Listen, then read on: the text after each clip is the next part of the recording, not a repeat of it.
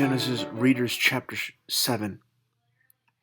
All right, let's get ready. Ready for some serious judgment here.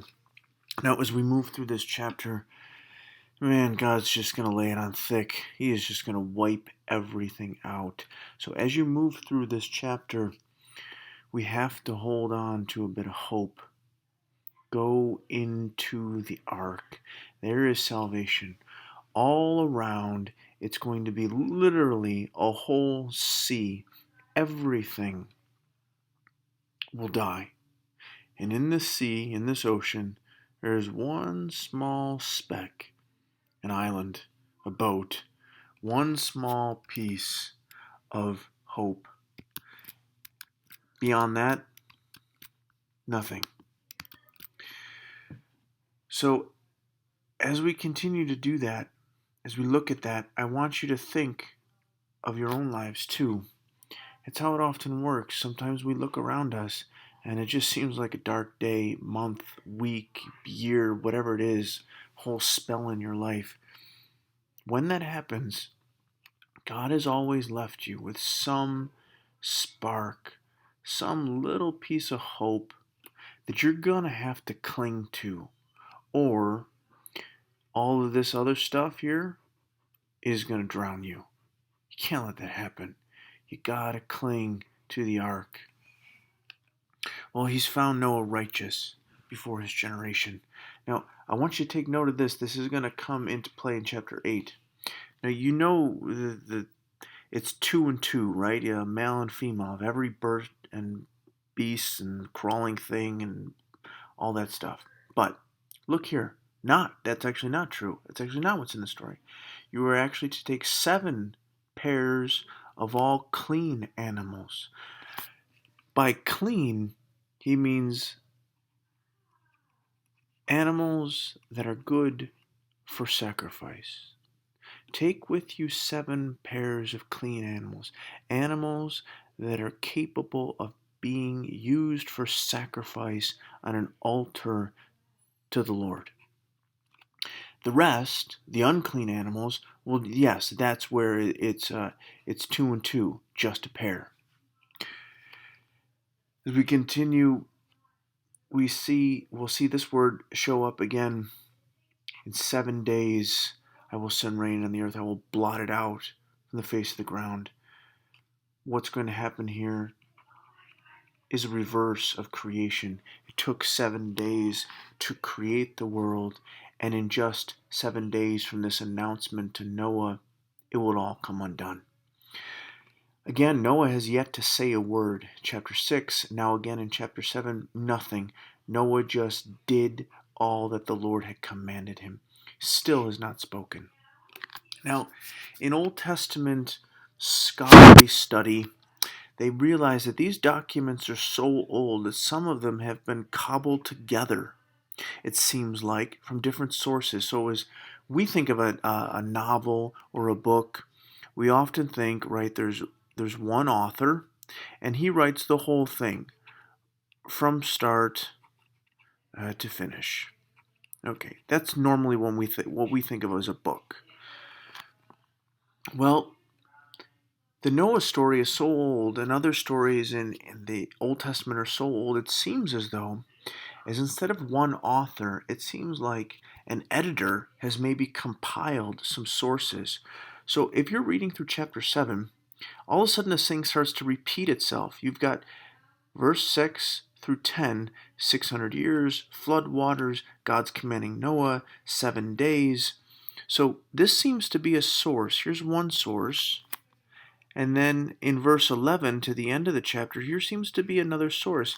So we see some things repeating themselves. The 600 years of Noah's life.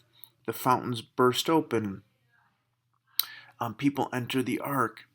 So what had probably happened is 2 things. One, these sources were really important to the editor. They were important maybe to the communities that he knew, and so he didn't want to get rid of them. And 2, repetition in the Hebrew mind was really important to make a point. Right? If you had been writing the story about Noah, well, that's a whole novel for us. And that could take up a literally whole book. In Genesis, it's 3 chapters. So in order to make the point of Noah, in order to emphasize it, in order to draw things out, instead of writing 300 pages, they'll just do it all in a couple chapters, but do repetition. So we see things being repeated. It's from the sources, but it's also because that's how they make a point. Again, then we see the floodwaters. The floodwaters are bursting open. We see again God commanding Noah. We see after 7 days, the waters of the flood came upon the earth. This is again is important to the author because what we see is because of sin. Here's what sin does. God, out of chaos, builds things, creates life. Sin undoes this. Sin undoes this. Now it's 7 days till destruction. Sin and then God's judgment upon sin causes a reversal of creation. We see it in our own lives. What happens when there's sin in a relationship? What we had built, like literally with the building of a marriage, well, sin causes the thing to come undone. The creation of a marriage, the new universe that was created is now falling apart. So again, in this source number 2, we see the rain coming, Noah and his family, the livestock of every kind getting on the boat. They went into the ark with Noah because here again is that glimmer of hope in the midst of creation coming undone. 2 of all flesh, although we saw, except for the things that could be sacrificed, there was 7.